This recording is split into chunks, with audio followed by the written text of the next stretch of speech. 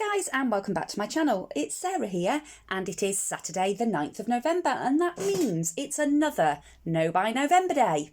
So just before we jump in and I show you the project that I've made for this week, I just wanted to send some well wishes and happy thoughts over to Sabrina.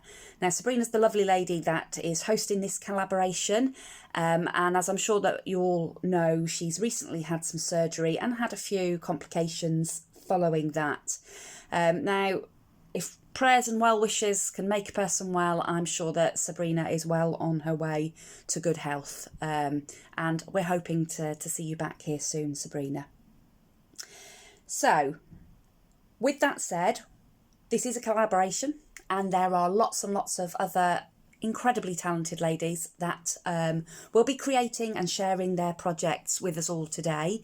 Now, I know for sure that I'm really looking forward to this afternoon when they'll all start flooding in, when all our crafters on the other side of the pond will be uploading their videos, and I can't wait. So I will leave the link below this video with all of those lovely ladies' videos linked to it. So please do go on over and support everybody in this collaboration. So this is a clue to what I've made this week.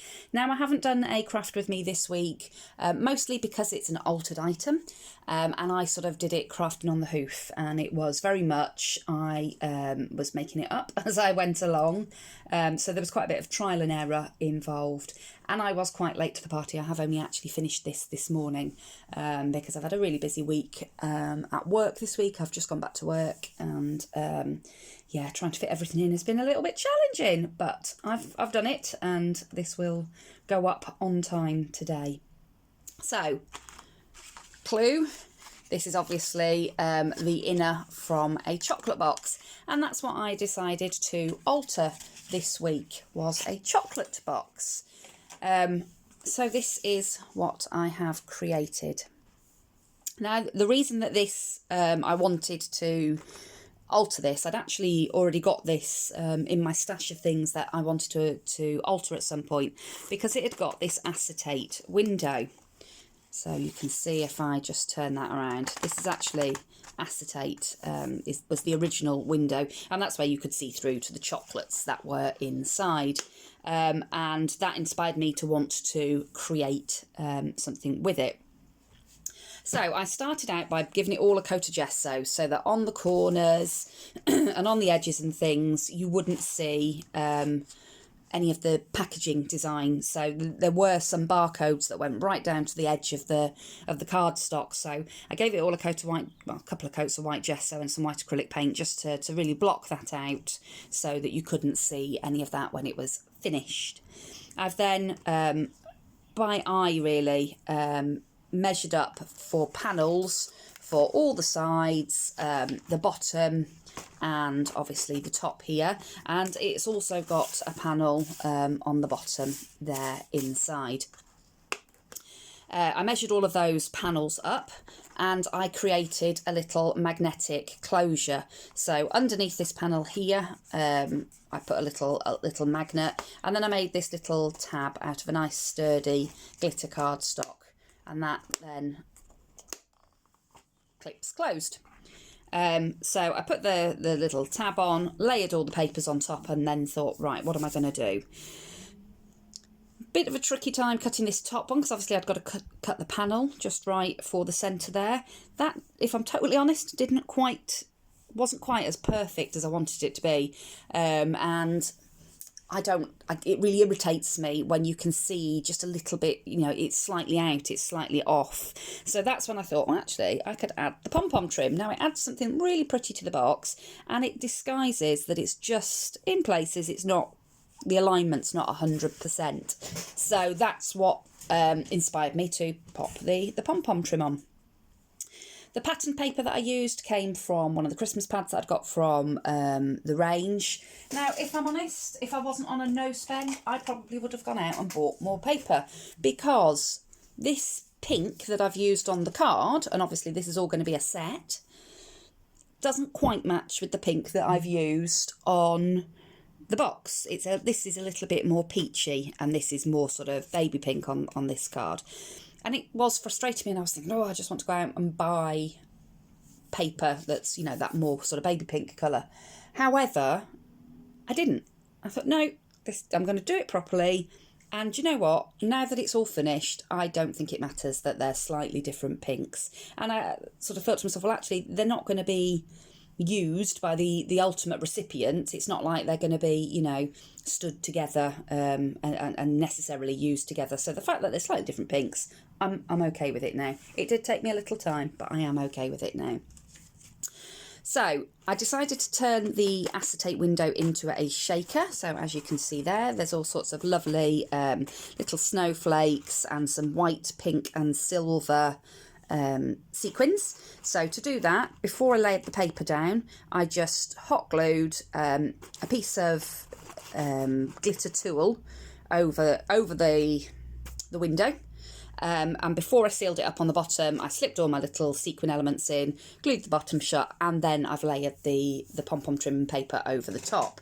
So that's all nice and secure in there now, and you've got this really pretty shaker element on the front of the box.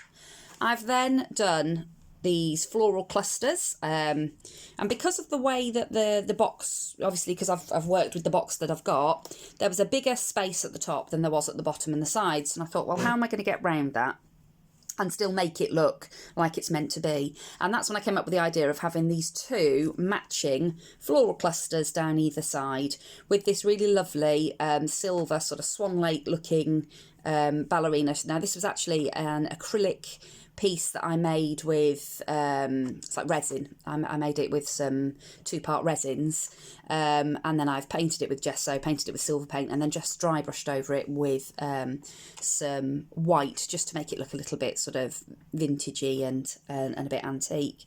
And then in the behind her, I've actually layered some paper snowflakes. And then in the clusters on the side here, I've got all sorts of leaves and sprigs and sprays, lots of handmade flowers, again, some snowflakes, some of those little pine cones that I got from Hobbycraft, and a couple of silver star decorations that were actually meant for the Christmas tree. But I obviously, I've used them on here. And then at the bottom here, I've put some little snowflakes.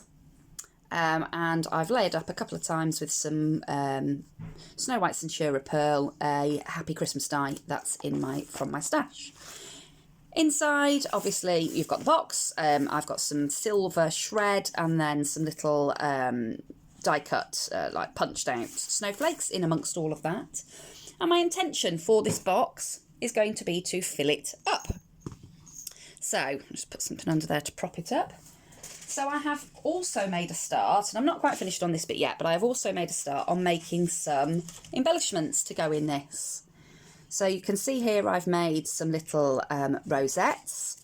So these are paper rosettes with some tulle and some white eyelash trim, a little doily die on top of that. And then I've done a little floral cluster with some of the holly leaves, some little handmade flowers, and some of these gorgeous little gingerbread men that I've made. So they're the first things. And then in that die set that the rosette die came from, there was also little tiny ones. So I thought, oh, they're quite cute. So I've made some of those as well. Now, obviously, you've not got as much real estate to sort of embellish on with these little ones. So I just did the rosette itself, with a little bit of eyelash trim, and then these lovely little wooden snowflake pieces that came from Sainsbury's last Christmas. They were selling them off for about 25p a box. So I bought a couple of boxes last year. And then these little pearlised snowflakes, not sure if you can, oh yeah, there you go. Little pearlised snowflakes that came from AliExpress last Christmas. I've also made a couple more of the ice skates that I used on last week's card. You can see it there. Used it as the topper on last week's card.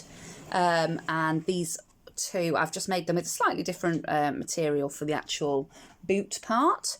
So I've got a holographic type paper on the top there. And then this one's a bit more sort of like a canvasy texture on that one there with the silver for the blade on the skate.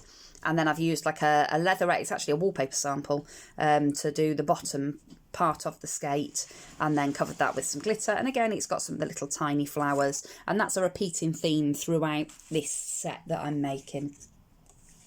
I've also made these little Christmas jumpers. And all I've done with this was a lovely easy one to make. It was the die cut itself. I cut it once in pink and once in sparkly white, and then I've just taken the pieces out of the pink one and put it in the white one, and vice versa on the pink one.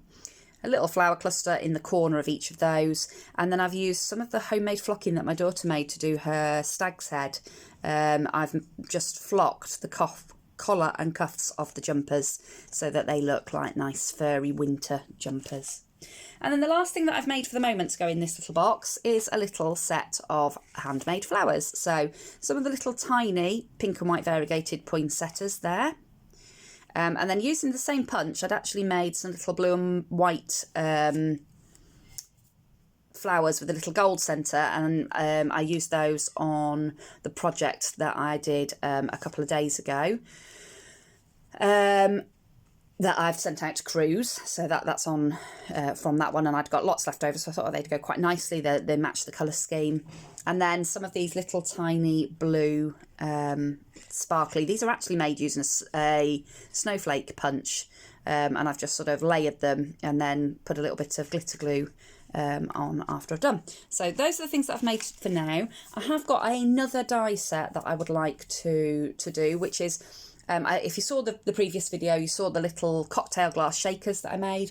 I've also got some that are like little, they're like hot drink glasses. So you can do them as hot cocoa or coffee or whatever. So I thought I might make, they might be a cute one to make as well to go in here. I was going to put them all in little packages with little toppers, and I thought, you know, that's just going to take up so much space in the box that whoever the recipient of this is, they won't get quite as many handmade embellishments, because you know there'll be lots of toppers and cellophane and all sorts in there. So I thought, no, I'm just going to layer them all on the little pieces of inked card and pop them into the box, and then that will go off along with the card from last week. Obviously we've got to make either a bag topper or a box, but as this is already in a box, I think I'm going to make a bag and bag topper to pop these into. And then finally a tag. Now I've decided that I'm going to give everything that I make throughout this 4-week challenge, I'm going to give it away to a subscriber. So in order to win whatever I make during this 4-week challenge, all you need to do is be a subscriber to my channel and leave me a comment on every one of the 4 videos that I will have done over the course of this hop. If anybody wants to do a VR, I would really appreciate it, but I'm not going to make it a mandatory stipulation to be entered into the giveaway, because I know that not everybody's comfortable with doing that, and not everybody's got an Instagram or a YouTube channel or whatever. So I will just do it on comments on my channel, and like I say, I would like you to be a subscriber as well, please. So I hope you enjoy what I've shared with you today, and I'm looking forward to getting on with next week's element, and I'm hoping to do that today, so we'll be ahead of the game for next week. And yeah, make sure you go down below the video here and look at all the other ladies that have participated in this challenge or are participating in this challenge, and please everybody do continue to send your good wishes and prayers to Sabrina, because I know that she really does appreciate it, and I'm sure that these messages of hope and joy are helping to lift her spirits at what must be quite a difficult time for her and her family. So thanks ever so much for watching, everybody. I really do appreciate it. I really appreciate all the likes, all the new subscribers. I just can't believe how many people have subscribed to my channel. Every single day I get a little spark of joy, a little spark of excitement. I have a little whoop whoop, and run out and tell my husband and my children how many subscribers I've got today. And yeah, I am absolutely chuffed to bits. So thank you so much, and I will see you all again very, very soon. Bye.